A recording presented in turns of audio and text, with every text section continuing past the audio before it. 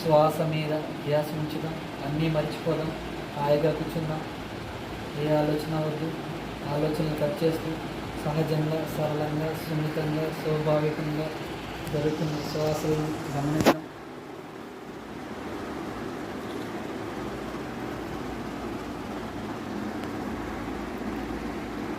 ముక్కులోన గాలి, ముక్తికి మరి దారి.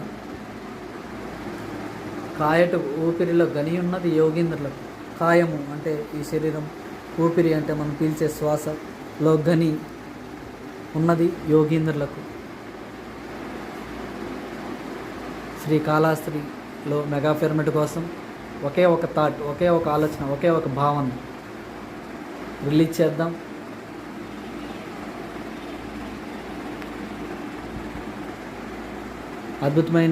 అత్యంత అద్భుతంగా ఈ భూమి మీద కాళహస్తి పిరమిడ్ నిర్మించబడాలని